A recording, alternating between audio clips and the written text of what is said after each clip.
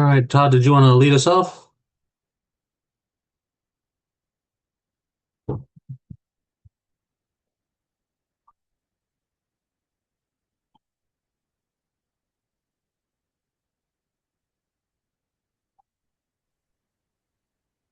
Are we, s- Todd, are you still with us?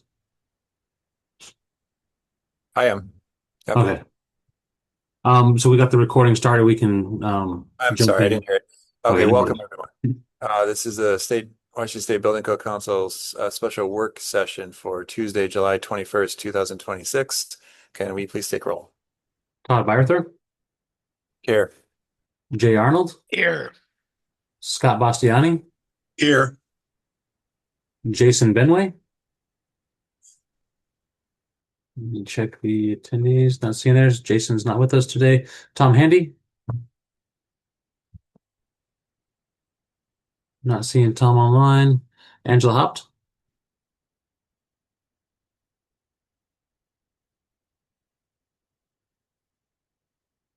Angela, I see you, but you're not unmuted. We'll come back. Roger Haringa, I am here. Ty Menser, I'm here, but I will have to excuse myself just prior to 2 p.m. to chair a Board of County Commissioners meeting. gotcha. Ben Omura, Here. Vikram Sami, Yeah. Katie Sheehan, Here. Morgan Tweed. Here. Thank you. Tom Young, let us know he wouldn't be available today. Dan Young, not seeing online. I don't see him over there in the other rooms. And then coming back to Angela Haupt. Here. Thank you. All right, with that, we do have a quorum today. Okay, thank you. And I'm calling an extra remote today, so our Vice Chair, Jay Arnold's ready to step in case you lose me. So thank you, Jay. Would anyone from the public like to be recognized for this meeting? Patrick? Yes, thank you. This is Patrick Hanks with the Building Industry Association of Washington. Welcome. Robert?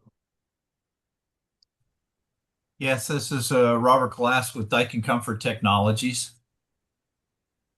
Welcome, Robert. Okay, I see that's it for hands. Thank you. Moving on to number 2. Can we hear a motion to approve this agenda, please? So moved. This is Jay. I'll second. That's Katie. Thank you, Jay and Katie. Any comments or edits? Okay, seeing none. All those in favor, please signify by saying aye. Aye. Aye. Aye. And any opposed? Agenda is approved. Item 3 is to review and approve the minutes from July 14th, 2026. We're here a motion to approve.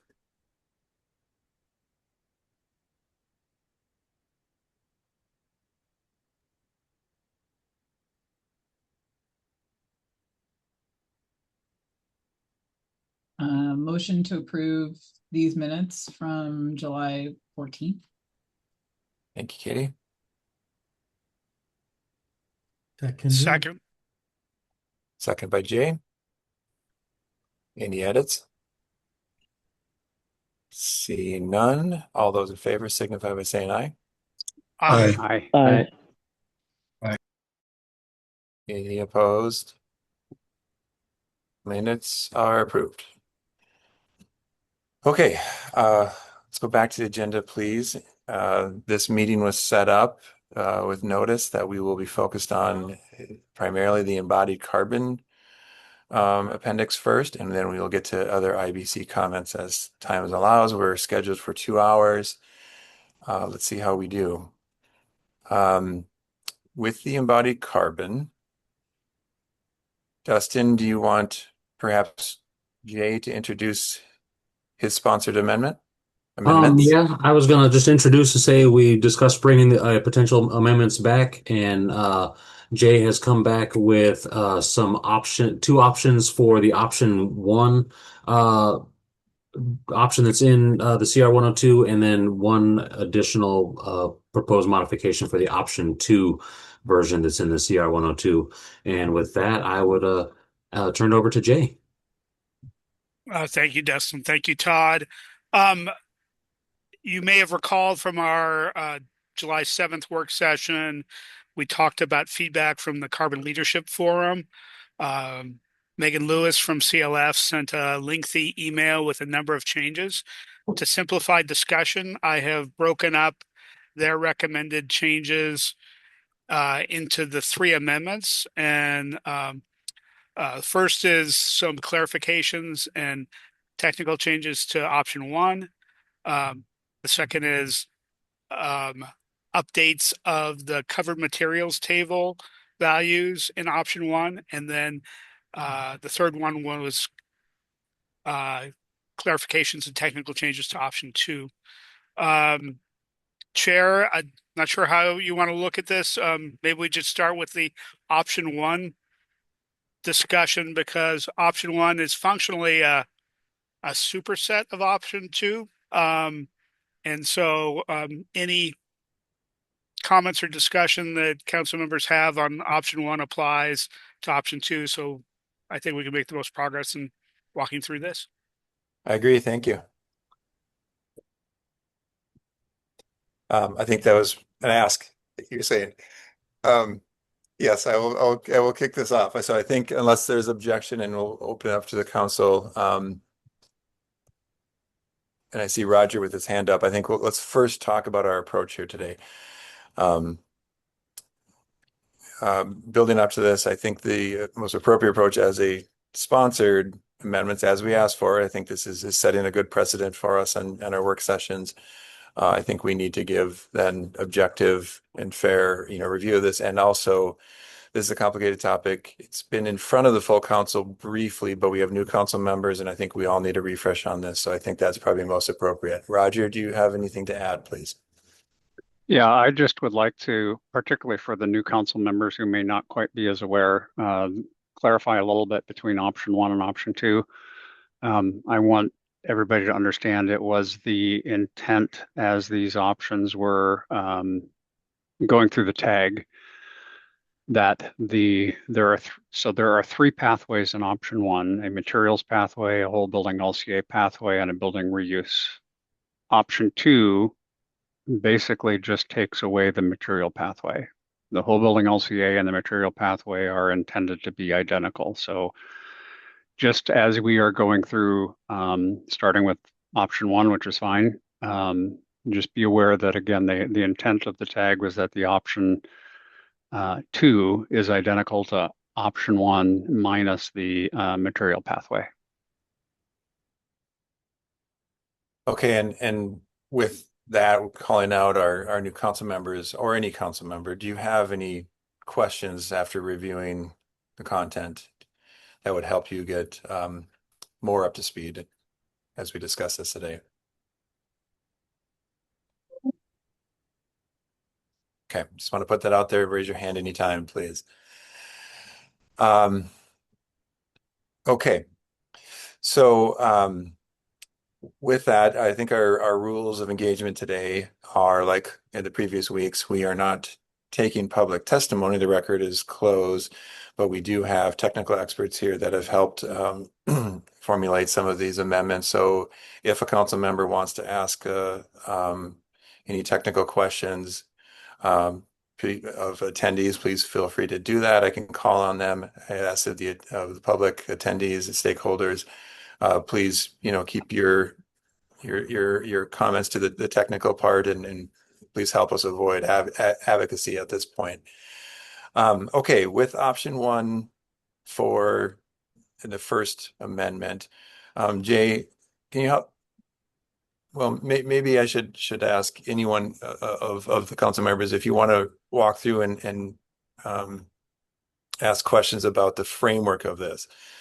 I don't want to, kind of repeat everything that's been developed over the last year and a half, 2 years, but maybe we should talk about, the actual amendments to the language and what this text amendment does and what the second amendment, which is focused on the table, does.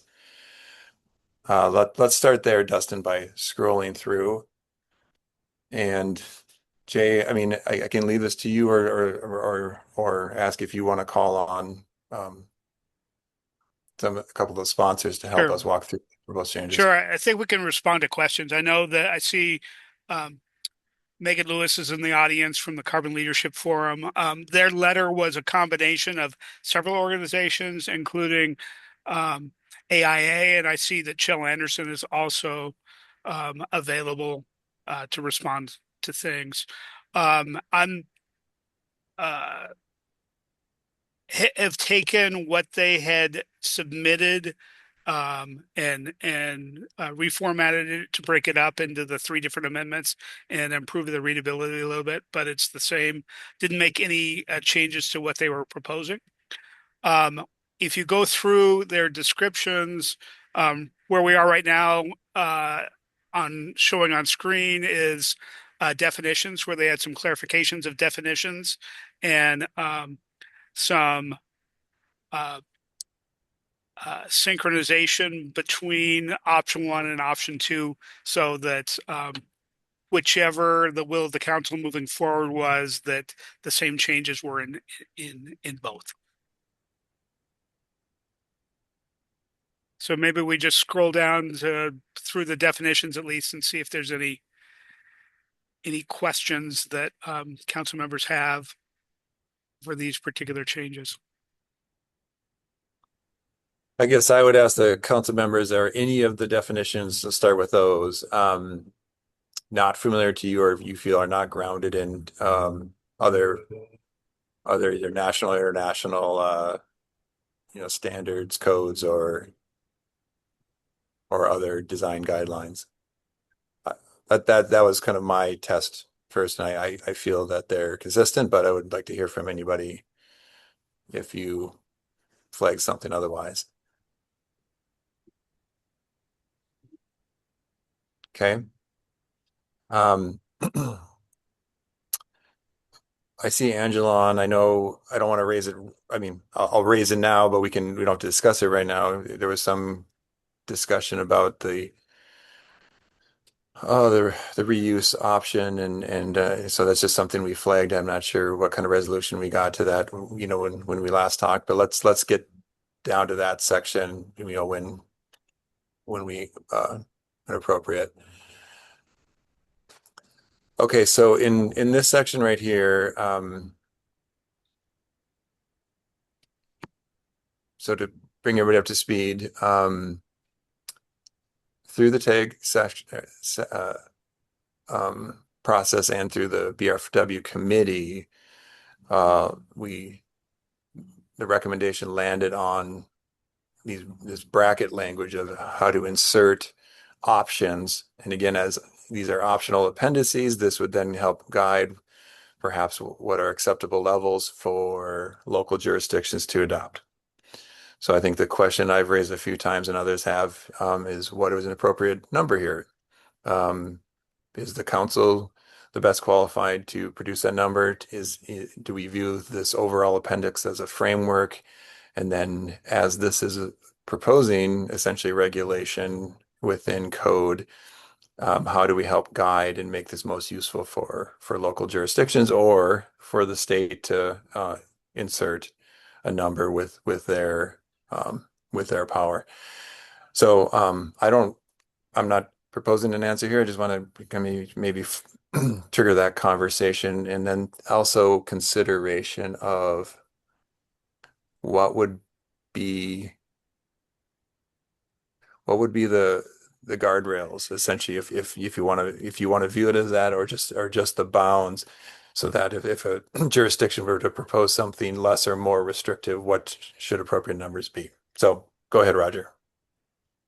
Yeah, I just kind of wanted to hit on the idea or concept that municipalities, this is optional, so municipalities will have to go through a process in order to adopt them. And what my suggestion is that in the appendix there are options for those municipalities to choose. So they're going to have to choose anyway.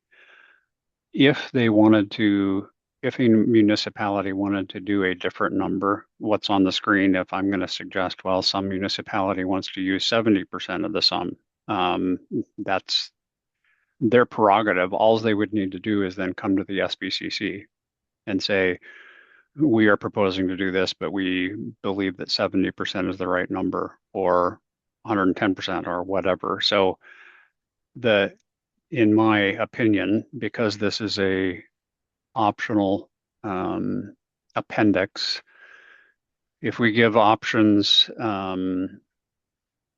for municipalities to use, they can do the way it is shown on the screen. They can use 80, 90, or 100% without having to come to the SBCC. If they chose to go either higher or lower, they would have the ability to do that. They would just have to come to us. So I think having numbers is wise. Again, for simplifying the use of this for municipalities to do this, but we are not precluding them from using their whatever numbers they feel are appropriate in this case. Okay. And Roger, and maybe I'll ask this to the full council, or maybe Derek, this is a great opportunity for us to lean on you. Let's just simplify. Let's say the council were to propose 100, just one number. Then what does that allow a city to propose 90, or would that be considered more restrictive? I think so, yes. What if it was 110? Is that less restrictive, or am I getting too deep into that requirement? Let's start with Jay first. Sorry, I have a different Okay. topic next, so Okay. let's close on this first. And Derek, do you happen to be available? And so I can put you on the spot? Yeah, I'm right here. Yeah. Okay. And this is consistent, I think, with the conversation we had 2 meetings ago, unless I'm missing something about how much discretion the local governments would have to fill in the blanks, how high and how low they could go, and then whether and to what extent they would need to get approval from the full council. And so what I'm going to do is just sketch out a little law for everybody. I know there's some new members, and so kind of getting a little bit of a primer here. I won't take too long, Jay, I promise. A little bit of a primer here on what the statutes provide, I think can help point you all in the right direction. So cities and counties, local jurisdictions can amend the state building code.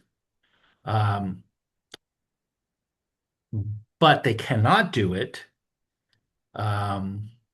if, and the key statutes are RCW 1927-040 and RCW 27060 subsection 1. I will focus on that one.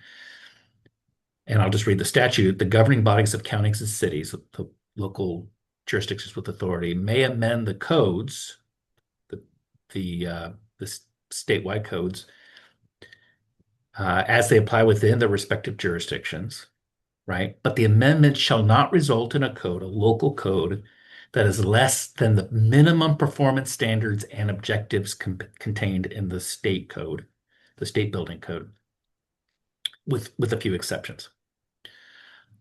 So that is when we talk about that they can't go beneath the floor of what the standards are that are adopted by the SBCC. That's what we're talking about. So that's the first part. But there is an approval requirement for a category of local amendments, and that has to do according to several provisions in the statute. I'll just read one. 1927-074 1B requires the council to approve or deny all county or city amendments to the degree the amendments apply to single family or multifamily residential buildings. I think that this, Jay, is what you were getting at the last meeting. That doesn't refer to amendments to the IRC, but any amendments as they apply to single family or multifamily residential buildings. So that would include IBC code provisions that apply to single or multifamily residential buildings. The statute doesn't say that the local jurisdictions cannot amend their local codes, Um, it just says you need to get the permission or the approval, right, of the full council, and that comes through an approval process. Occasionally the council gets those. So that's the framework. What does that mean in this specific context? Well, I would leave it to you all to discuss it, but I think there's a couple ways of thinking about it. One would be that if you set forth categories or standards, like several standards within the brackets, I don't think they need to come to get your permission to adopt any one of those because you've already established the standards and you're saying, hey, you guys can pick one of these. If they want to pick a standard, though, that is lower than any of those standards that are established, I think the local jurisdictions probably can't do that. They're precluded from doing that because remember, they can't go below the floor. But if they want to adopt a different one, say not below 70, but say, I don't know, 75 or something that's not specifically identified as one of the options in the appendix, they're probably okay to do that, except for if it's in connection with single family or multifamily residential buildings, they would need to get the SBCC's approval for that. That's my overview of the statute. Okay, thank you, Derek. Was that clear? Does that make sense? I don't think I said anything here, incidentally, that is completely different than how we've talked about it in the past, because I'm just basically reciting the statute. What makes this a little bit different, I don't think it matters that it's in an appendix, and I don't think it matters that it's optional. What makes it different here is that you're suggesting to bracket several values, right, which can be selected by the local jurisdiction. That's a little unusual. Yeah, okay. I'll raise a question, but not to be answered here. You know, I in the past have raised the question of why, if the council wants to go forward with this, why not just leave it blank and allow a number to be inserted? I think there's been arguments made but to bound it. And then the second one is any city could simply take this language and adopt it today and probably comes to the council for approval, but they could put any number they want into it then and say they're not adopting an appendix, they're just adopting, you know, a certain language. So it raises interesting questions. I don't think we need to get into it right now, but I just want to flag that for future consideration. So thank you, Derek. Unless you wanted to respond to anything I just said there. Okay. Jay, please. Can I ask Dirk just to I think Beckham has a question, Todd. Yeah, just to make sure I understood exactly what you said. So if I understand correctly, what you said was that individual jurisdictions can go more stringent without a problem, except if it's single family or multifamily. Is that correct? I think that's how we generally understand it, correct? Oh, thanks. I just wanted to clarify that. Well, but hold on. They can do it for single and multifamily if they get the SBCC to approve it. Gotcha. Yeah. Thanks. Okay, good question, Vikram. Okay, now Jay. Okay, and just a clarification of what we are talking about here within these particular brackets. This is the product compliance pathway where you're looking at individual materials. And the clarifications here with the strike through Carbon Leadership Forum is recommending the 80, 90, or 100 because the more than 100%, the feeling is that existing buildings today would comply. And so if we're looking to reduce the embodied carbon impact of buildings, that's why they're recommending it be 100 or below. And there's more detail in some email that Megan Lewis sent that I asked Dustin to distribute to the council that you got earlier this morning. Okay, thank you, Jay. Go ahead, Angela. So with the numbers, we should definitely have some sort of number in there. I mean, the code is about consistency. When you leave a blank, it's a free-for-all. And then people can't, you know, kind of count on consistency across the state. We have a state code. So, you know, that's why you don't have a fill in the blank in most areas of the code unless it has to do with structural and things like that, where it's specific to locations and conditions. So, I had trouble hearing all of that. Was that just me? what? So Angela, your mic's a little muted. I don't know if it's running through a different one. Sorry. I didn't want to interrupt you, Angela, because I could hear you just barely. Okay, can you hear me better? It hasn't changed, no. Well, let's see what's here then on my speakers. Can you hear me now? I mean, we hear you, but it's not changing as in quality. Oh, just a sec.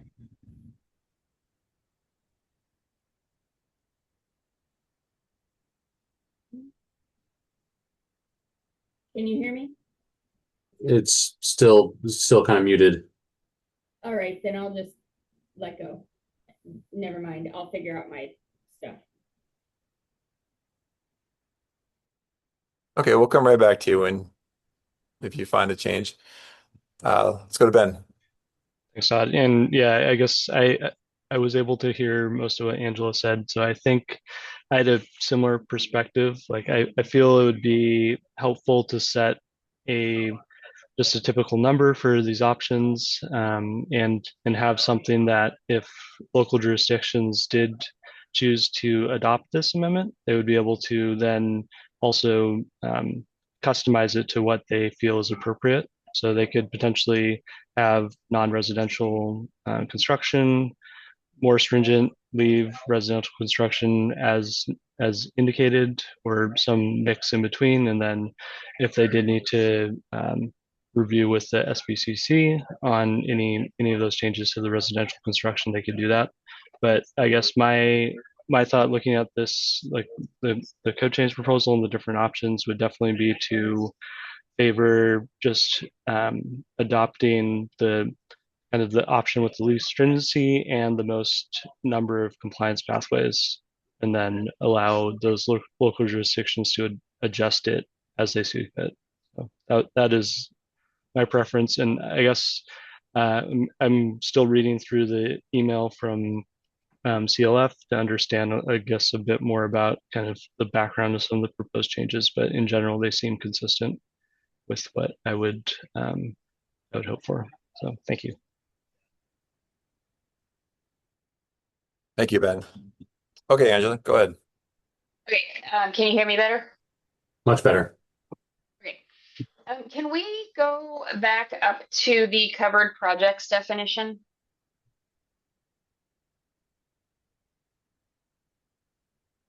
Okay.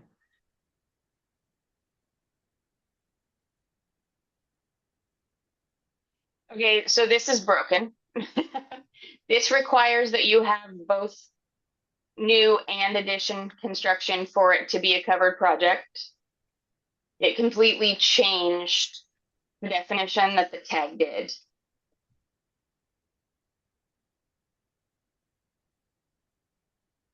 Angela, can you say it one more time? I know we've gone over this, but this is newer language since we've talked about this. Is that correct? Well, this is new from the original proposal. I hadn't actually looked over this portion really close. But basically this says that a covered project is a project where the combination of new construction and additions and a work area of alteration. So this just made it really confusing to almost require that kind of all be there, not that it can be individual. I know it could be read that it maybe doesn't do that, but it's made it really convoluted.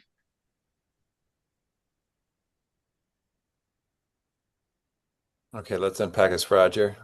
Well, Angela, if the additional square foot of additions is 0, then it's the construction of a new, or if the additions to an existing building square footage is 0, then it is just new construction. The work area of alteration language is a little bit confusing. And as I went through, I know Jay and the CLF tried to make clear that option 1 and option 2 were identical, but the and work area of alterations language is not included in this definition in option 2 proposal that Jay sent out. So I would, this is my personal opinion, the work area of alteration totals, I don't know if we have to define work area, and we could take that out as is shown in the option 2 language. And then it reads a project where the combination of new construction and additions to an existing building totals. And if the additions to an existing building is 0, then it's just the new building.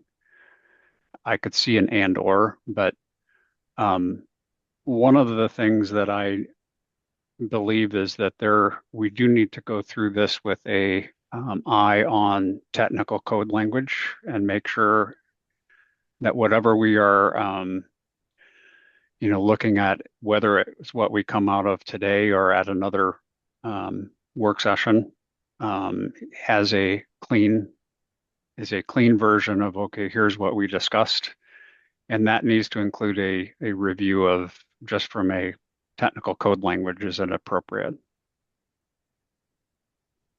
Yeah, so that kind of brings up the point that this is a lot of change. And I know we kind of discussed this before, but with this amount of change, it does need to go to a group to go through it again to make sure that it is all making sense still, that again, like you said, is the code is usable terminology, and that things haven't sort of moved around or switched so that they no longer really make sense. So yeah, this is because of the amount of changes on this does need kind of another once over or twice over to make sure on the usability of it. I agree with Angela. I just think my hope is that we can talk about the big picture items, and then there has to be some more work after today to really drill down on a proposal or potentially 2 proposals that are clear. Yeah, agreed. So let's do this just to close this one out for the moment. What is the intent if moving forward on a material pathway option? Roger, what I heard you say was limited to new and additions. I don't know if that's what you meant. And I'm hearing Angela say there's the third category of alterations. I will comment, Todd. We're in definitions S102. We haven't gotten into the 3 options at this point. This is a definition of covered project for any of the 3 pathways. Okay, so right. Am I asking the right question, Angela? Sorry, Roger. Well, I think what Roger brought up was a good point too, though, was we were trying to, or if somebody was trying to match option 1 and option 2, and option 2 did not include alterations. The definition for covered option 2, the performance pathway? Alteration. No, we're talking just what triggers it for being part of this appendix. So alterations, so interior alterations, the definition that was in option 2 that we looked at in the other meetings, alterations were not included. It was new construction and additions. You flagged that, I think, correctly. So I flagged that last time. And so still not totally sold on including alterations, but then somebody said we could take out work area or whatever, except that alterations are defined by whatever we define the work area on, which is an issue even in the existing building code and things like that as to what should we or should we not consider part of the work area that would trigger it.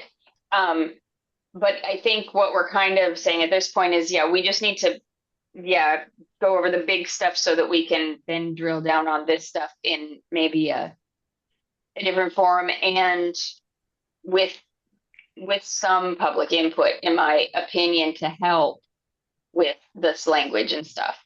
because we've kind of rewritten what the tag did at this point. And so I think having a little more just to finesse it and really finalize it is going to take a little bit more on both sides. Okay. Okay. Jane, Vikram, maybe you can help us put this in a parking lot. Sure. One thing I would note is the strike through here below was the tag language. And so what the way that I read this is the impact of this is less, where the tag originally recommended that alterations be included. This doesn't. So it's more flexible, less restrictive. This also matches, or this also matches what was in option 2 that doesn't cover alterations. So from a policy standpoint, I know there's a lot of word changes here, but from a policy standpoint, it's less restrictive and really narrows and clarifies what projects are included. Okay, thanks. Go ahead, Vikram. Yeah, so I mean, to me, it makes sense to remove alterations because if you look at I'm just going by what I think the intent of this is. If you look at the products that are covered under this, right? Ready mix concrete, concrete masonry units, rebar, hot rolled sections, all of that. That's not really an interior alteration. I get, if you have a substantial alteration and you're redoing the envelope and stuff like that, but by and large, it's really not, we're not actually covering anything that would go into like an interior alteration in this, right? Or am I missing something? Insulation. With this change, if we weren't going to amend anything, currently option 1 includes alterations. Yeah, and I'm recommending maybe removing it just to remove that gray area. Remove the alterations. Yeah. Yeah. And I think in the past there has been questions about what's appropriate in the IBC versus the IEBC. Go ahead, Roger. Yeah, again, from the conversation that happened at the tag, the intent of the third option and the third pathway, getting my language mixed up, the third pathway in option 1 is that if you have a building and you are building rather than tearing a building down and building a whole new one, if you reuse a portion of the building, then you have met the embodied carbon. You don't have to do anything else. And I think that is, and I think that the additions less than 50 or 100,000 square feet that you see there was intended that you're all right. You're not just going to keep a wall or a column or something. It has to be a significant amount. So I want to be cautious about, and this is where it gets into code language, alterations and additions are defined terms. My understanding of the intent at the tag level is that we've allowed that rather than tear a building down, if you're going to reuse it, you've met this criteria. Okay, let's use this opportunity to put that in the parking lot and get kind of circle back on it if needed after we kind of get to some of the bigger questions. But thank you, Angela, for bringing that forward. That was something we discussed last week and wanted to make sure we flag. Okay, next steps. We're still on the first pathway, first option and the first pathway within that first option, which is the materials pathway. Where do we want to go next? We've been talking about, the regulation component of it. We haven't talked about scale, the insert 50 or 100, although I haven't read that that's been controversial and it's more of an accepted scale in other policy and other standards. Would anyone like to comment on that, or do you want to go more into the requirements? Okay, bring it back if needed. So we're in the product compliance pathway. We discussed the 80, 90, or 100. Kind of closing out on that for now. Are these still the appropriate numbers, or would someone feel motivated to propose different numbers or propose no numbers? Would anyone propose not having regulation in this, but be more reporting? Just put that on the table too. Okay. If not, then that gets us straight into the actual discussion about material categories. So let's maybe stop on 3 there, make sure we all understand. Before getting to covered products, can we just go up one more there?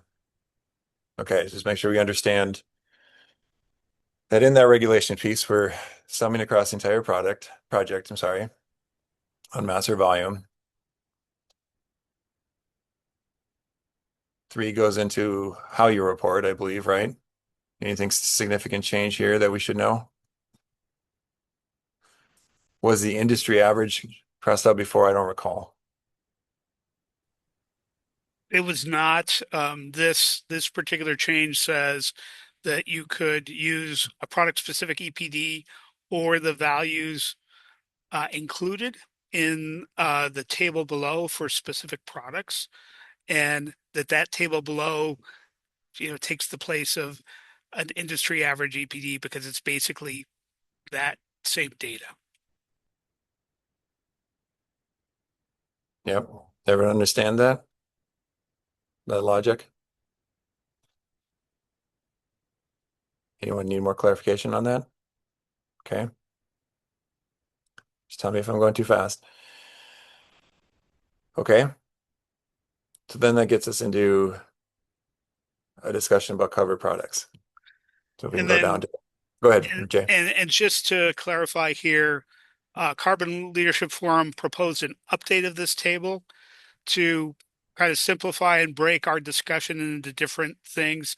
This particular amendment leaves the original tag table, and we can have a discussion on option 1, amendment 2 on the updates to the table itself, because I know there were some questions about the methodology used for generating these numbers and updating these numbers. Okay, so Jay, thank you for that. Before we go, Nick, Dustin, if you're controlling this, please, can you scroll back up? Because I think we need to actually discuss the section that where you, yeah, right there. So in the original proposal, covered products they were listed out in these sections here. And there was discussion about is that appropriate to have in the text and in the table, especially if those two don't align. Because there are certain categories in here, product categories that are not in the table and we should discuss why or why not. So I'm going to flag that, and then I'll go to Vikram. Go ahead. Yeah, so I had a question about the previous paragraph, product. So basically, if I'm reading this right, if you don't have a product specific EPD, you're going to use the values from the table. Is that correct? Does that, and if so, does that open you to, let's say I have a product that's worse than what's in the table and technically wouldn't comply, then is that just saying, you get to slide by saying you don't have an EPD?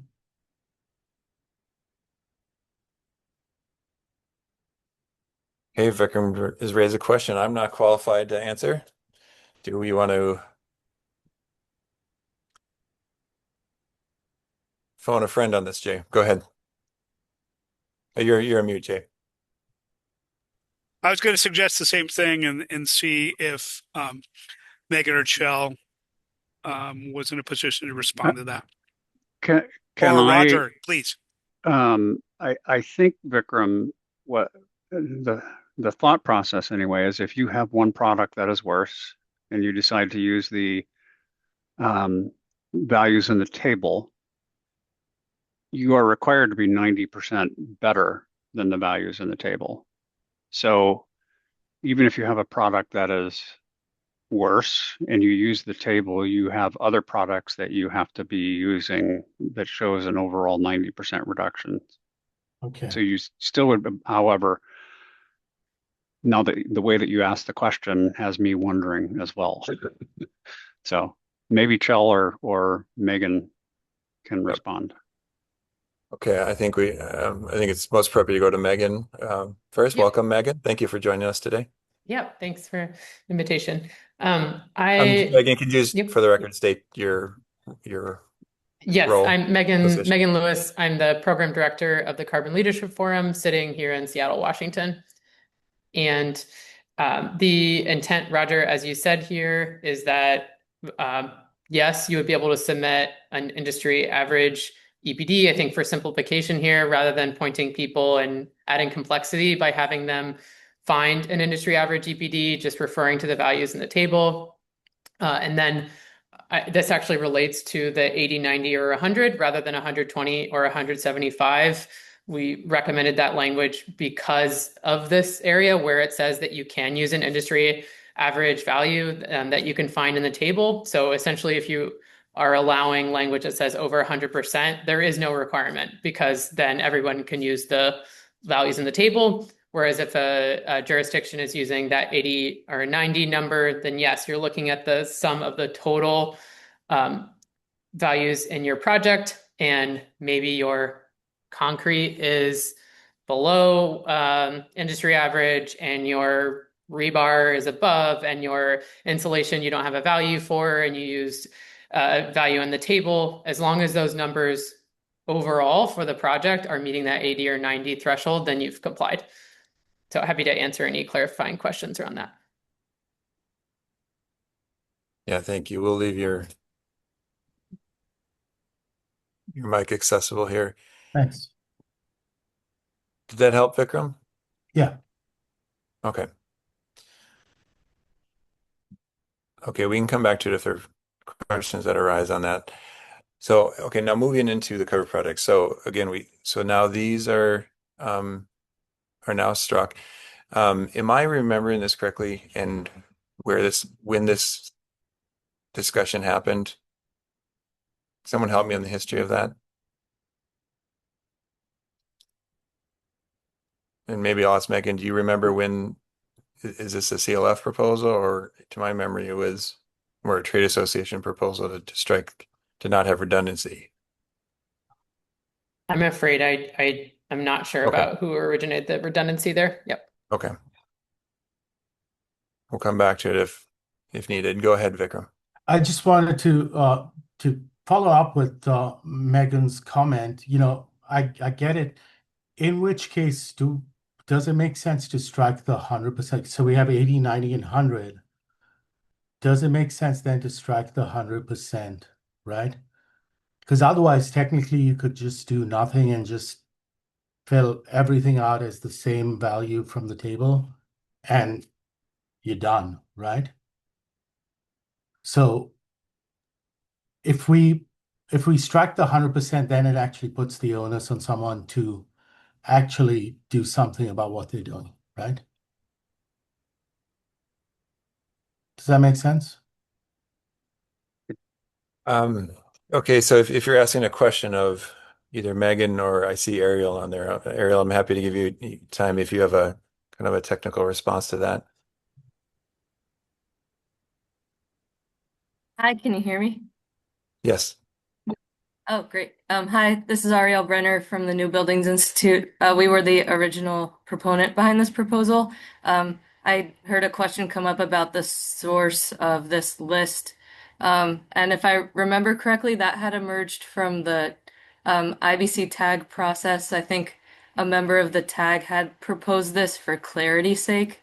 And I also remember that at the time we had discussed, or there had been kind of opposing opinions about whether to include this list for the reasons of redundancy at the time. But I don't think we had ever reached a conclusion.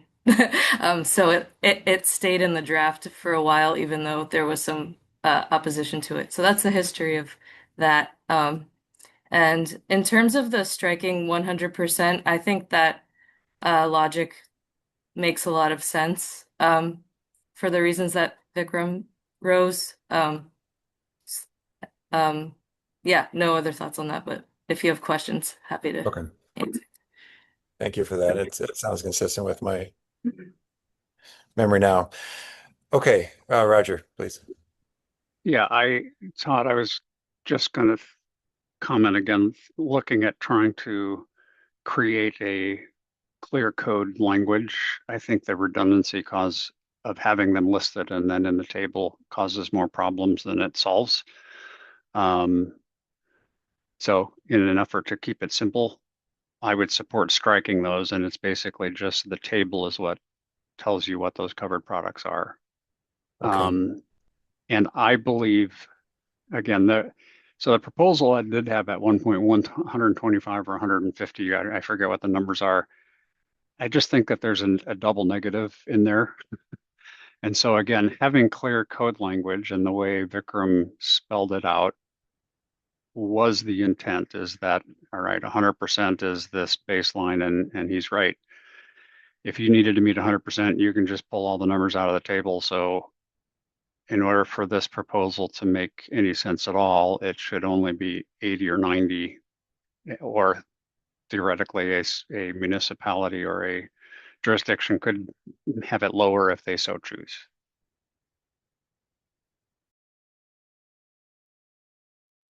Okay, but there's two things I think we need to address there. One is if you're measuring something against an industry average, or am I understanding, which is a regulatory piece, or am I understanding the question, Vikram, can you walk me through again what Yeah. scenario where you would pull the industry average and what you would compare against? Yeah, so basically there's two pieces here, right? The first piece is saying, you can qualify if you're either 80%, 90%, or 100% of, the table values, right? Summed up by quantities. The second piece says, well, if you don't have EPDs, then just use the table values, right? So I'm thinking about this purely from what's the loophole over here? And to me, the loophole is if I didn't want to do anything different from what I was doing, all I need to do then is say, I don't have EPDs for anything. I'm going to use all the table values, which then if the end sum is 100%, well, all the table values meet that, right? In fact, they are 100% of themselves. So to actually make someone do anything other than, that, you got to actually require the total sum to be less than 100%. So that if you're using the default values in, let's say, 3 areas, you got to actually be below it in other areas to make up for it. Hopefully that makes sense. Okay. Okay. It does have, go ahead, Scott. Well, I wanted to say sort of in response to that, and at sort of I guess, so ultimately, I think I'm looking at sort of the end game of this as a contractor. You're trying to implement in stages this carbon reduction plan, and getting people to adopt it. It would be easier, I guess, to have an option where a jurisdiction basically selects 100% as the option. Everybody gets used to that process, right? And then it incrementally, I mean, as an adopted alternate or appendix item,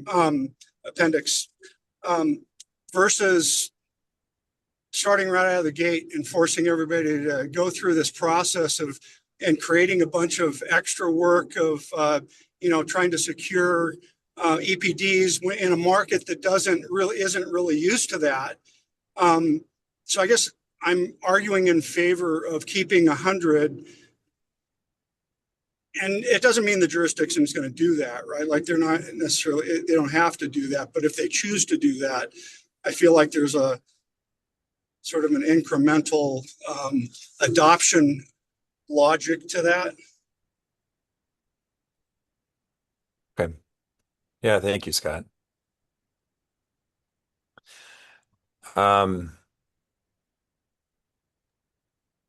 Okay, I'm looking at our council members right now. Go ahead, Katie. Yeah, I'm just gonna push back a little bit on that for the sake of conversation. I mean, isn't part of what they say about embodied carbon is that these are just reports? And so if we're not moving anything with it, to me, it seems like keeping it at 100% is just kind of, it's just a report then. Versus actually doing something in terms of some reduction. So that's what unless I'm not understanding it correctly. Yeah. Sorry, can I jump in real quick? Go ahead, please, Vikram. Yeah, you're absolutely right. So to me, it's, Scott, I hear you about, maybe it's too stringent right off, in which case, make it 85, 90, 95, but theoretically it's got to be below 100% because otherwise it's meaningless. Okay. Yeah, agreed. Okay, thank you, Scott. I think we're going to get to a larger discussion here about these different methods and pathways because I'll put a little framing in here, we're talking about the procurement, essentially the material procurement pathway here. And so we need to have a discussion in the near future today about, are you proposing to regulate on the construction side after you have a design, or are you going to now try to regulate the design component of that, which is more the whole building LCA. And I would love to hear pushback on the way I just framed that, but I think we want to let's get through the technical piece on this first one. And Angela, why don't you go ahead and then let's scroll down after that, knowing we're not going to talk about the table yet. We're going to try to get through this section and then move on to the next section so we can look at this whole amendment together. But Angela, please go ahead on any topic. Yeah, sorry on this. I was just gonna really quick say, that I think Scott is partially right, because I think this is supposed to be kind of an introduction. It's to get jurisdictions to actually adopt it. It's to get jurisdictions in the habit of actually doing this before we make it a mandatory thing, which at some point legislative directive is going to make this mandatory. So we need to get something in there that gets used, that we can work through, that jurisdictions are willing to be guinea pigs on, in order to sort of make sure that what we're doing is working and doable. So I think keeping the percentages pretty high is where we should be, but that's all.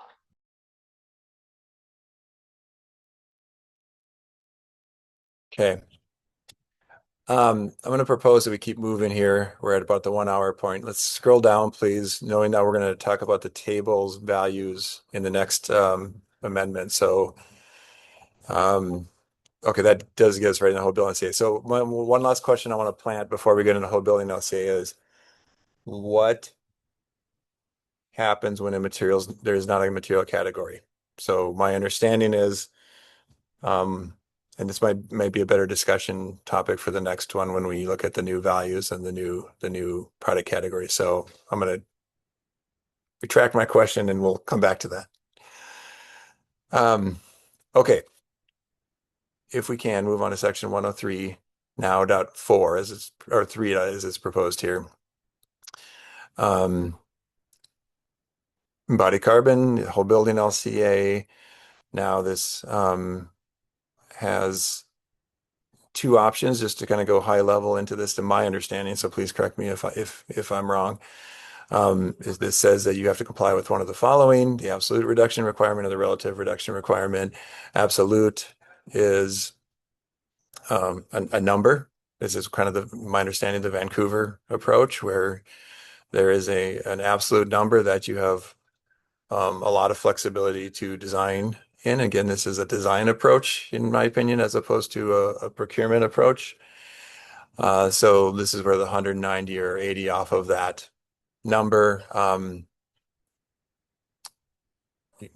Council has to ask the question of what is that number and then what the reduction is. So, okay, the relative reduction, this is then to a baseline building. So this is a different approach where you take your typology of that building and specifically can propose what the baseline is and propose the reduction. Now, I'll let others ask questions to lead into this. I have a few, but I don't want to bring you bias to the conversation. So, council members, how would you like to approach this topic, knowing this is the key, this is the proposal, the option 2 proposal? Go ahead, Jay. And yeah, just a further color on the standards here. I know we have talked about in the previous one whether 100% is applicable. In this case, it's basically saying you need to do the baseline building or better, where the baseline building, assuming that that's median, means that it's better than many buildings. So that's one reason why 100 is here. And it sounds like we might have a discussion in the future on 100% of other standards. Okay. Vikram, and then I have a question. Go ahead. Yeah, I actually don't mind 100% over here. Just because you're actually doing the calculations for the whole building. So it's not precluding you from doing anything. The one thing I do think might need a little bit of fleshing out is, what do we mean by baseline, right? When it comes to energy modeling, there's a very clear defined baseline protocol. And, I'd like to see a little bit more, for definition of what a baseline is, right? Because otherwise I can say my baseline is, 400 kPi concrete, Yeah. And in that, and Jay, then I'll come to you. If maybe we should scroll down and show everyone the whole section here, if you're just to make sure we're thorough here. The methodology I believe, is in here, so I think we should point that out.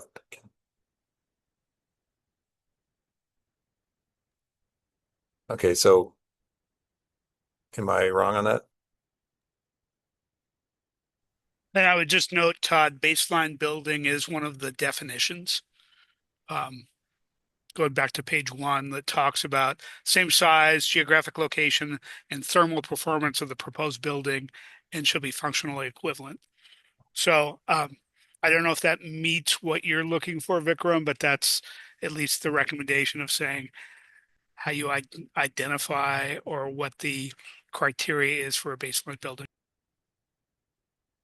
Well, I guess, it's the thing that's missing for me is like what's it made of, right? What is your baseline building of, concrete structure? Is your exterior cladding, steel panel? Is it wood? Because all of that will vary. And I'm not saying, if we want to make it as, not stringent as you want to, but just be clear on this is the baseline, right? You can't have this be the baseline, if that makes sense. Sorry, I'm using my hands. No, it's okay. Go ahead, Roger. Yeah, I mean, I think the definition of a baseline building, number one, I believe that the definition that is there is being used around the country in other locations. And because this is a design exercise, we are, as a company, DCI is used to doing whole building LCAs. And if we are using an approach that uses a lower carbon material, we want to take advantage of that the fact that the typical answer, the typical building, is a functionally equivalent building. This is what we may very well do in the, if we were not concerned with embodied carbon. So I think that the baseline as an industry, it is not as defined as the energy code.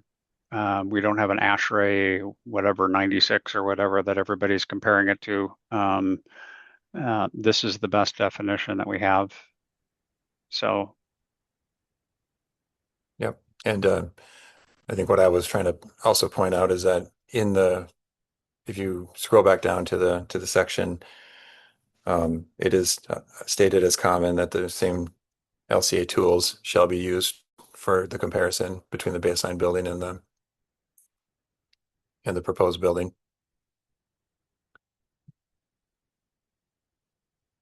Okay, so and then finally, I'll raise the question to the council without an answer.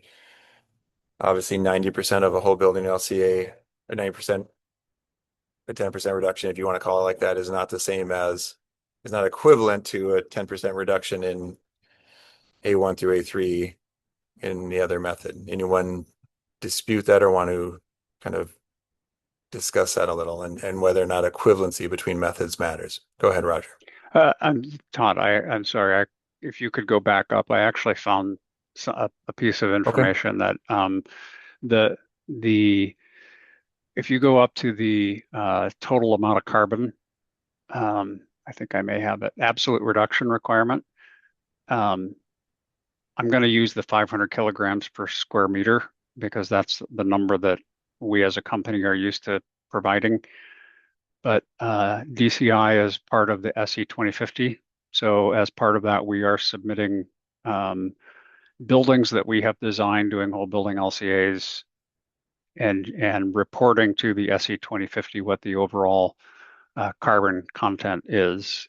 And I believe that we have done, I'm going to say 25 buildings at this point that we have submitted to SE 2050.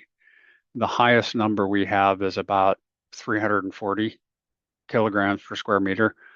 So just to put it in perspective, what that requirement is, the absolute reduction requirement, 500 kilograms per square meter is a very, very low bar, very easy to meet that criteria. So I just wanted to put it in perspective. Yes, there is the question about what is the functionally equivalent baseline building. That is a question mark. But if you are going after and looking at just what's the absolute reduction requirement, the values in this proposal right now are very easily achievable. I'll give an opinion. I agree, Roger. It essentially makes this a reporting bill. It puts some, obviously an upper limit on it, and this is the approach that Vancouver, to my understanding, took. They put a achievable number so that they could begin collecting data and approach it that way, where that number could then be, reduced over time when appropriate, by jurisdictions, by legislature, by code authorities. So then the question, and I think when you see in the option 2, I think the reduction was just simply removed and a number was taken as 90% of 500. So, but the council would have to be able to, justify any of those numbers. Okay, any questions on this? I think, go ahead, Scott. I guess I'm not quite understanding what the value of the baseline building is if you're already calculating what the reduction is and have a target reduction. I don't understand. It sounds like you're creating a whole new sort of pathway for revenue for someone to basically figure out what the baseline building values are, because they've got to collect all the data and put it together. Someone will be out selling baseline building data for Seattle. Oh, sorry if I interrupted you. You cut out. I would trust your instincts on that, Scott. That's the, baseline buildings are, it's it is a more difficult process to design essentially two buildings so you have a comparison, but it allows the flexibility when there's not a good proxy, essentially. That's my understanding of this pathway, is that not, especially when you have a very irregular or something building, it might be more valuable for you to go propose what the baseline for that specific site, climate, all the things would be. Go ahead, Roger. You can probably explain that much better than I can. Scott, I can respond. As with an example, we designed a building that was going after LEED, and so we did whole building LCA for LEED points. The baseline building was a flat plate post tension slab with drop bands. I think the 8-inch, call it an 8-inch slab with 8-inch drop bands. With working with the contractor, we were able to convert about 75% of the floor plate to 7-inch PT slab with drop bands. We just had one long span that needed the added thickness, so we saved an inch of concrete over 75% of the floor plate. It did qualify as a LEED point. If we have gone through and done that calculation and process, then that would be a big part of the number 2 there, the relative reduction requirement.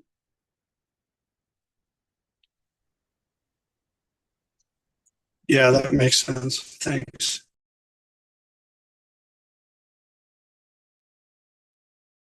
Okay, Council, any questions or discussion about this section? Okay, if not, let's keep moving. Let's look at the reuse section then in this. Any changes to the reuse section? Did we cover all those different right there before we close those out? Is this new guidance just within that method on reuse materials that wasn't in the original?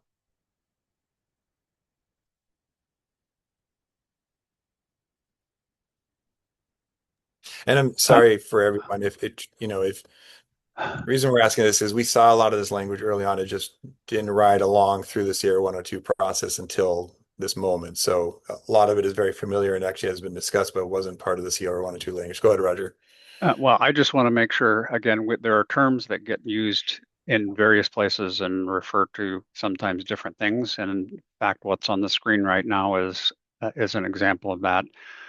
103.4 is building reuse compliance pathways, which is a pathway where you're reusing a large portion of the building. Item number 6 is reuse of materials. So if you are going to reuse a glulam beam or a wide flange beam or something to that effect, then it is saying that it's permissible to assume that the GWP impact, at least for the material stages, is 0.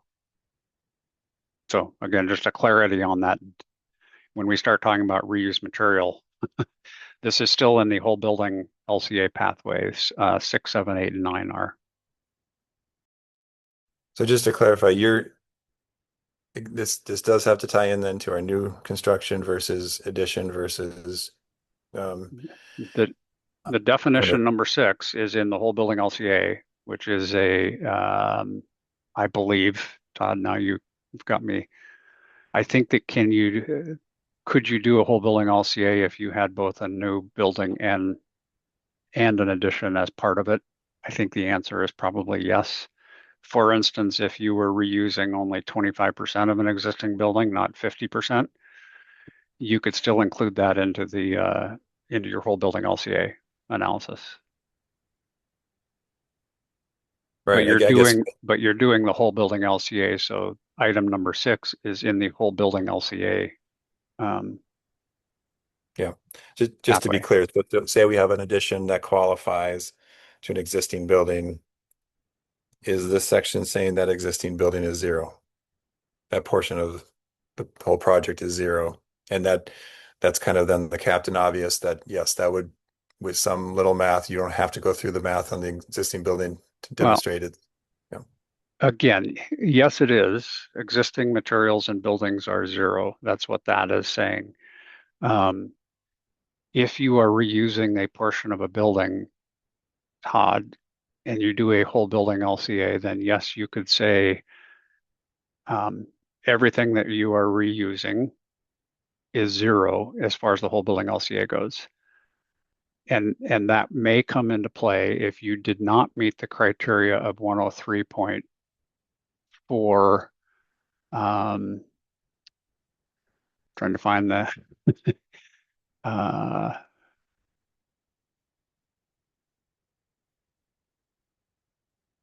point.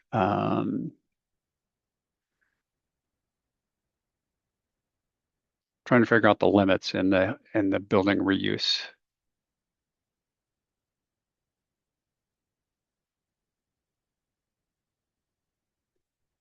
If you are building, okay, so the way this is written right now, if you look at 103.5, and I think that we need to jump down to look at them together. 103.5 up a little bit higher, Dustin.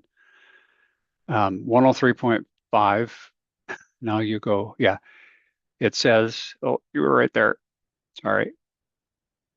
Building reuse compliance pathway. It says, in addition to a building or structure of 50 or 100,000 square feet is permitted to use this compliance pathway. And I'm not sure that that language is correct.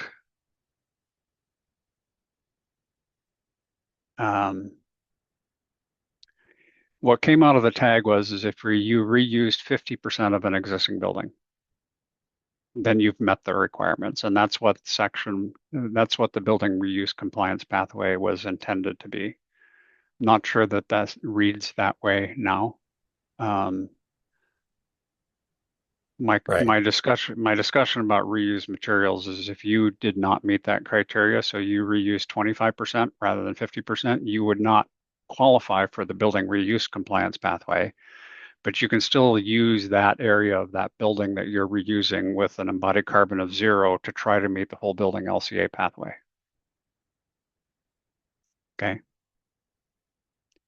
Yeah.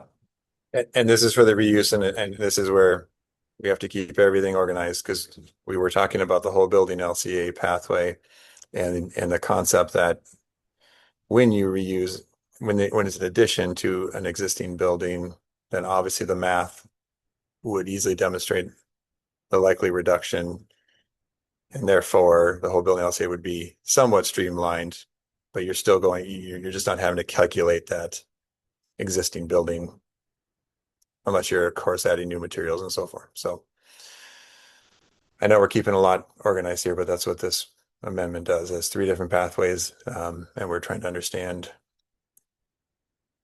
certain levels of equivalency or both in approach and method and of course in the regulation piece. Okay, let's come back to that. Jay, go ahead. We kind of scrolled past it within the whole building life cycle analysis. Could we go back up to section 3? There's some changes in 3 that talks about the modules that I think are worth noting for the council. The original proposal out of the tag had modules A, B, and C, all of them going through with the permission to exclude B6 and B7. I wanted to make sure everybody was aware that the CLF amendment here limits to A1 through A5, B4, and C2 to C4. And I know, and also I know that there was some question about software that can do this, and I'm wondering if council members have any questions on that, because we have some information we can provide if people are concerned about the cost of compliance. Thank you, Jay.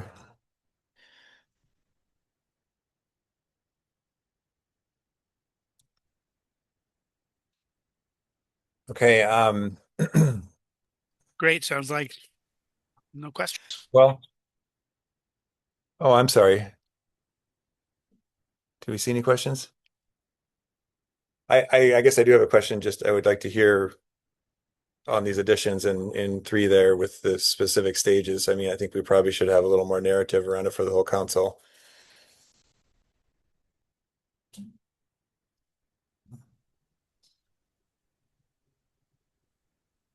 Go ahead, Vikram. Yeah, so basically the way the modules that we talk about, module A is basically the beginning of life in the life cycle, right? So it's cradle to gate through construction, right? Then module B, B1 through I think it's B7, is the operating and maintaining the building. So things like replacement, refurbishment, stuff like that, they are excluding, because the energy and water carbon footprint is included in that. That's excluded here. And then module C is end of life. So disposal of the material. There is module D as well, which is the recycling of materials that's not included here. One thing I do want to point out is that the materials pathway is A1 to A3 only. So it's the product stage of the materials versus this is, the whole life cycle. So there is a dramatic difference between the two in terms of like what's covered. And then in terms of software that can do this, there is, I believe, and our CLF friends can confirm this, but Athena does this and it's free. The other ones that do the whole building life cycle are not free, like Tele and yeah. So that's a question for the group as well.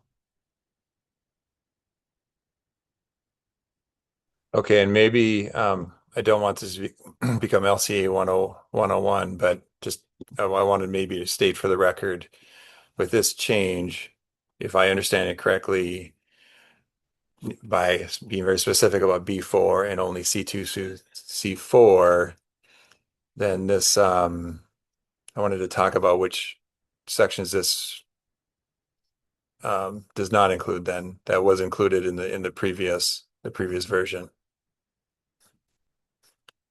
So does anyone want to help me out there, or do you want me to go through it? So okay, I'll take my best shot. Before it said, I believe, B and C, correct? The whole sections. So by saying B4 only, B4 is replacement, correct? So that excludes then the use, the maintenance, the repair. So, and the refurbishment, I guess, in addition to the already excluded operational energy, operational water. So just make sure that everyone understands that's what it is. By going only to C2, is that what it says? C2 through C4. So that would eliminate demolition. So I want to be just cognizant of that. That's the emissions of demolition. I want to understand better on behalf of concrete in particular. I don't know where the carbonation that comes from the breaking up of concrete, the grinding, so forth. My understanding of that is something that material would want to capture, but I'm not an expert in that. So I just want to relay that maybe concern to make sure that someone can point to where that it is or is not included. So a lot to talk about here, but I think it's clear, and I think there was well intentioned. Okay, go ahead, Roger. Yeah, I will say, and I had to pull up the little diagram because I don't remember what all of the stages are either always, but I think what this is a really good move in that it actually takes away some of the more controversial stages, like the deconstruction between various. If you're looking at one material compared to the other, steel is 95% recycled, at least in this area, I think. Concrete, yes, you can grind it up and reuse it. What we're saying is that's not included, and the typical software right now, the one Vikram didn't add is one-click, which is what DCI uses. Uses the stages typically, I believe, that are what are shown in the markup. So it does not include C1 or B6 and B7. Okay, go ahead, Vikram. The one thing I went through to look for this, and I don't see anywhere, and I might have missed this. Do we actually define what the building's lifespan is in this for the purpose of this analysis? I don't see a place where that is defined. I might have missed it. But that actually does, if we're talking about replacement rates, then that does actually affect numbers. Right there in the middle of the screen, section 5 is 60 Oh, years. there you go. Thank you. Like I said, I must have missed it. Okay. Glad you asked it though, Vikram. Okay. We have about a half hour left, so let's kind of plan our time here. Can we get through the rest of this amendment? Are there any other questions about the I guess we kind of got stalled out and we went back to the whole building. I'll say, do we need to look at the reuse section one more time? Just to Yeah, say a couple. Todd, Yeah, go ahead. I have a question about what the markups to the reuse, and I need to look at it closer because if you look at what's crossed out, the 45, without reading the exact language, basically, if you've kept 45% of the building, you meet this criteria. The percentage has not been has been taken away. Right now, all it reads that if you're building an addition to a building or structure of 50 or 100,000 gross square feet or larger, and I actually am not sure if that applies to the addition or the existing structure. It basically said you can use this pathway. So 103.4, and I don't know, Megan, if you maybe asking Megan to clarify that for me, but the way that it reads right now doesn't quite make sense to me. Yeah. I think this is what Angela was also raising last week, that we'd have some cleanup here if we can get to high level discussion or action on this. I think there is some cleanup there too. Okay, I see you raised a question, so maybe we'll let Chell, do you want to answer that for Roger? Chell, can you go ahead and please state your name and Yeah, affiliation? Cheryl Anderson, LMN Architects and former Building Code Council member. When this was being discussed earlier in the year, I contributed to the letter that CLF sent. However, the particular edit under S103.4, where 45% is struck, I don't remember having that an intentional part of the letter. So I would have to go back and look at all the drafts and see what happened and why that was struck. I agree that a percentage is needed. It strikes some important language. Okay. Okay, thank you, Chell. All right, Council, we had that in a parking lot. We pulled it out for a second. Let's put it back. And let's scroll over the rest of this section to make sure we understand any other proposed text changes, please. The one topic that I think is worth discussion is compliance with section 104.2.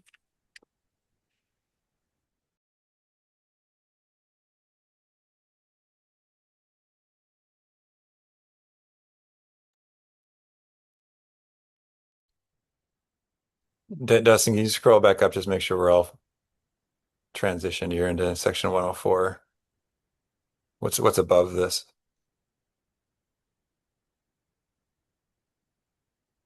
Okay, so we're getting into the compliance section. There we go. Okay, section one.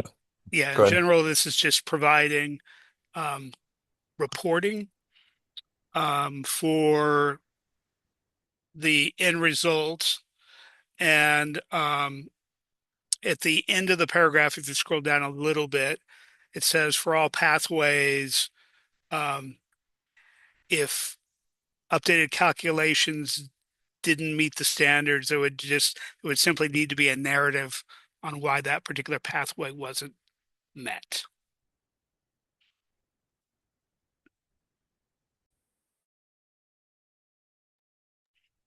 And then also, I believe Angela had some language concerns if she's prepared to speak to them.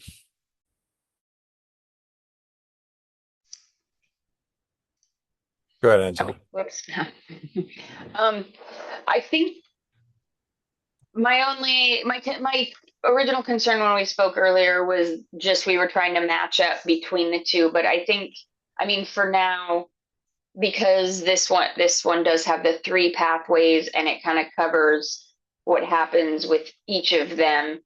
And then the last paragraph was added to make it closer to option 2, where it basically makes it clear that if you don't hit the targets that you had put on the original plans, that compliance can be done by providing a narrative as to why you couldn't meet it. And so I think it hit my concerns from earlier.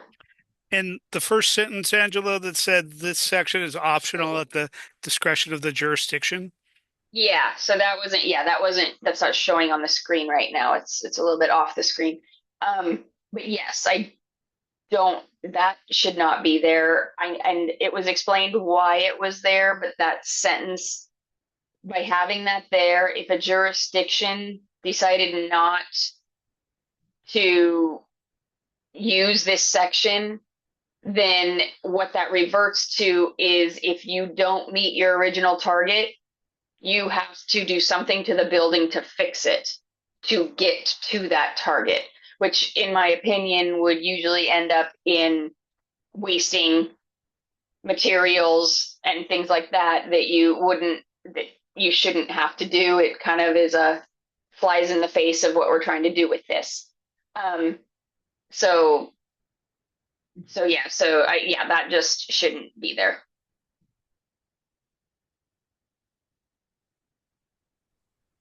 Okay.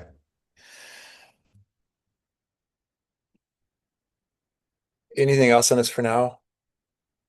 Okay. I propose, we're at the end of the document now, right? There's standards, reference standards updates, but that's the end of the document. Okay. So these are part of the changes, yeah. And then the sample calcs or template is crossed out for now. Okay.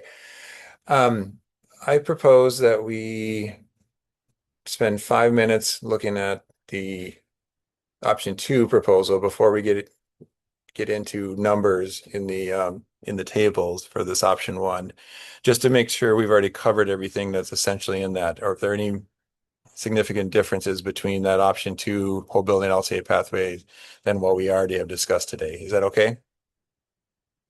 So Dustin, do you mind pulling up option 2 amendment?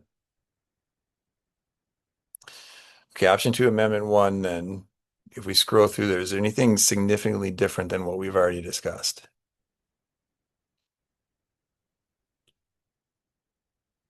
This is the intention of this was to isolate it strictly to the whole building LCA pathway. Todd, if I may. Yes, please. I have been looking at option 1 and option 2 side by side, like Angela was, and there's just some minor wording that don't match up. Okay. I think the intent is that they are identical. So at some point, again, this is part of the cleanup that will need to happen and make sure that it's proper code language. But I think we need to just match up, the wording and make sure that it is clean. Okay, I think that's enough for today. We just scroll through it to make sure we have eyes on it. on the page? Nothing jumps out at us in a different color. Okay. It all looks very similar. Okay, Chell, no, I'm sorry, hold on. So used to calling on you, Chell. I think I better hold back though for a second here. I'll ask a question. Oh, Jay, you have your hand up. Go ahead, Jay. My just particular suggestion is, as a council, that we go forward with we go forward with option one. So we have a single set of language, and if, as a council, we decide that we did not want to do the materials pathway, that we just delete it, but that way we're not having to make changes in multiple places, because we've identified some things to go work on, but be helpful to have a single code base to be working from. During the work sessions, because obviously they're two different CR 102. Correct. But just for the work session purposes, yeah. Yep. Okay, well, okay, with that, then let's go ahead, Katie. I think that sounds really logical, and would support that as well. Okay, we'll accept that the intent is to have the whole building LCA sections the same. Okay, so next steps, we have about 20 minutes. Where do we want to get today? We can obviously go into detail on the numbers, although on the table, which would be option 1, amendment 2. But I'm not sure that is in my opinion, the most critical discussion we want to be having right now. But I'll leave it to the council to guide this. We can decide whether we want to try to bring this to a recommendation going forward. I'll stop there and let Roger talk. Well, Todd, I would like to page through option 1, amendment 2 on the screen and look at it. Yes, there can be continued conversations about what the numbers are, although I would suggest that CLF is the I don't want to say standard because that's a defined term, but it is the organization that has the most data and the most complete data, I believe. And in fact, I have to go back and look at the original proposal if we in the table actually said use the most current CLF data. So it's my opinion that the numbers that are on the table in the amendment, in the proposed amendment, are the most current numbers from the CLF. And I believe that those are the numbers that we should use in the in this appendix for the 2024 code cycle. If in the 2027 code cycle there are more up-to-date numbers, I think that those numbers should then be updated at that time. That's my point number 1. Point number 2, and this goes into a little bit of the conversation about whether we spell out the covered materials, name the covered materials or not. I think it is meant to be structural materials, and what I don't see in the structural wood products is CLT. And I think that there needs to be a number in there. Given that when we do whole building LCAs, let me put that different. A project where we are trying to reduce embodied carbon significantly, we often use whole building LCA, use CLT, because in theory, there's arguments about this, but in theory, you are reducing your embodied carbon by using timber. And I think that it should be, we've got LVLs and glue lambs, et cetera. I think that we should have a number in there for CLT. Okay, thank you, Roger. Um, so obviously disclosing this as an area, a subject area that I'm an expert in, I want to defer to others. And I would maybe ask, I would like to personally ask if Megan, if you're still available or someone else, can you tell us why certain covered products are not in this table? And if not, how does that affect our calculations, our ability to reduce? I Yes, know it's a very softball question, but I just wanted to throw it out there. I was just double checking. We do have CLF material baselines for CLT for several regions for Western US, Southern US, Eastern Canada, and British Columbia. And I'm happy to provide them if we would like to add them to this table. I think that our intent was updating to meet the scope of what we understood was desired to be in the code with the latest tables. And one of the reasons you see expanded product categories is because often when industry average EPDs update, they provide more granularity for what products are included. So if it's helpful to provide values for CLT, I'm happy to do that. But yes, it was not included in this original one.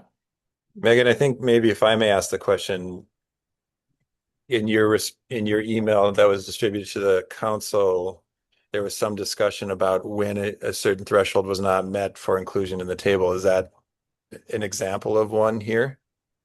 If that was an example of one, we would not have a value in the, so we don't publish values for products that we don't feel have sufficiently representative data.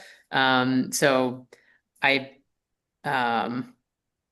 so that's not the case for CLT. I can circle back with my team and provide an additional email to Jay to if there's information I'm missing here, but because it is published, then that means that we feel that there is confidence enough to publish a value, which we know will be used by the industry. So that means that we've determined that there to be sufficiently representative data. Okay, and then I'm going to ask a technical question. What if it's not included in here, what does that mean for if I want to take this pathway, or if I don't qualify a certain product under a product standard, but I take an alternative materials approach or something, some scenario here where I don't fit into the product category as defined. Yeah, so I think this again is the scope for option one. So this is about the product compliance pathway. So this has no impact on what materials you can or can't include in a whole building LCA, just as a reminder. So, if Roger, the CLT example on a project, if you wanted to claim reductions using compliance, the whole building LCA compliance pathway, that would still be an option. So for this table, because it's about the product compliance, that means that when you're summing up the GWP values for your project, that as it is right now, you're not required to include CLT in that sum of numbers, which means that you don't need to either use the industry average value in this table or provide a product specific EBD for CLT to demonstrate that you're below that value. And I'm sorry to follow up real quickly. I know before someone jumps on me for being inconsistent here, I understand that for a product to be in here, it has to have a PCR, and I'm proposing a world where I would have a product that doesn't fit a category and doesn't have a PCR. But what is there a scenario here where that's a significant part of the building that the council should be aware of, that it is either a bypass or just creates such an irregularity in the calculations that it doesn't make sense? To not have the CLT or to have? I'm not sure I understand the question. Apologies. Well, Roger used, again, a very specific product that does have a PCR, but what if I have a product that doesn't, okay. that is mass timber and doesn't fit into a CLT definition of PCR, for example? I'm getting very specific in something, an area I'm in for full disclosure, but I just want to understand better as an example of product categories. I think there's two questions. Well, I'm going to respond to how it relates to what's in the code, because I think a separate question is how we define what can or can't have a GWP baseline, and part of that is by product categories. But for the sake of what is in this code, I think if there is a product that does not have a product category rule, that also means that we do not have a CLF baseline because we only provide industry average values for products that have a product category rule, because that also means that there is EPDs available for North America that are calculated consistently enough to be able to provide a value. And so if there's a product that doesn't have a PCR, then that also means there's not a industry average value that you could provide in this table. Okay, thank you. I know And I'm again, this asking. is, oh, sorry, I just wanted to, again, sometimes I know this can be confusing when we're talking about multiple pathways. This table does not relate, again, to the scope of what is in a whole building LCA, and there are different calculation requirements for what goes into a whole building LCA. And so that kind of product, often we see products that don't have an EPD necessarily that are able to be included in a whole building LCA. And that's one of the reasons some people like that more flexible pathway, because they can explore other products. So hopefully that's clarifying. Thank you for that answer, because you answered a better question than I asked. Thank you. Okay, Angela. So, did I just hear correctly that if you use a product, if you want to follow this pathway and you use a product that is not listed in this table, you don't have to account for it? Correct. The scope of what is in this table is what you have to provide an EPD for and what you have to provide material quantities for the option one. So say CLT, we leave it out of this. If I built a structure predominantly out of CLT, then the majority of that project would not be included in my calculations in order to meet what this appendix is requiring. Only the small amount of other products would have to be actually accounted for. Correct. Although I would say for CLT projects, we still typically see about 30% of the footprint from concrete. But I know, I'm just hypothetically, if I chose to build it like totally out of something that wasn't in this table, then I wouldn't have to meet this at all. Correct. I wouldn't have to meet the appendix at all. Okay. Roger, go ahead. Thank you, Angela. Yeah, that has gotten to the point that I was making, is by taking the definitions out and allowing this table to define what are covered products. You basically have done what Angela said, which is, if you're using CLT, you don't need to include it. And for a building where, columns and floors are all CLT, well, let's call it a mixture of CLT and glulam. As a structural engineer, it just does not make sense. The structure is 50 to 75% of the embodied carbon in a building, and you are suggesting that you can do the materials option without a big piece of that structure. And I think the numbers don't make sense at that point. I understand the part, Todd, about PCRs and the fact that there are alternate materials or other materials. I just would suggest if CLF has a number for CLT, that should be at one additional line that is used in there.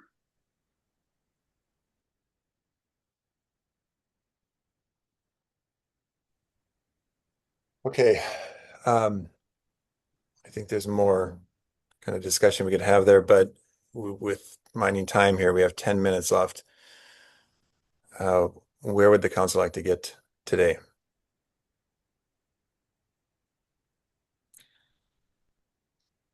Go ahead, Jay. Well, I have in my notes, I don't know, 7 or 8 different areas to drill into based on the feedback we've heard today. I'm just wondering about what's the right process for that. Angela and Roger have suggested a committee which would take a meeting of the council. I don't know if we can take action during this work session to refer it to there, or we also could just continue to iterate on this and have a subset of us come back with further refinement of this amendment instead of formally sending it to BFRW.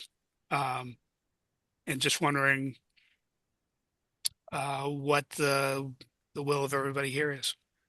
Yep.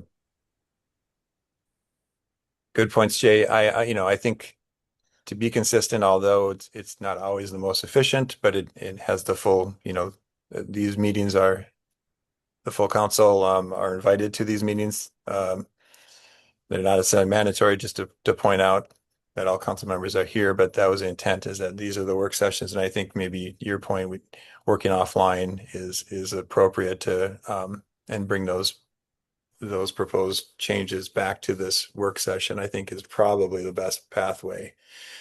We are going to have to now manage, we are on a schedule, so we would want to be, starting to move towards some sort of recommendation here in the next session if we want to bring it back. And we want to make sure we get to our other IBC and other amendments. But Jason, go ahead, please. Yeah, I just want voice. I would be okay with a smaller contingency of the council meeting to discuss this and bring it back. I apologize for my silence throughout these meetings. I'm just trying to get caught up over these last couple months of where you guys are already at. Yep. Appreciate that, and appreciate you. You coming in at a absorbing a lot, a time when you're absorbing a lot. Okay, but just to be clear, I don't know that the council is proposing bring it to a committee or to another special committee, which we've talked about in the past.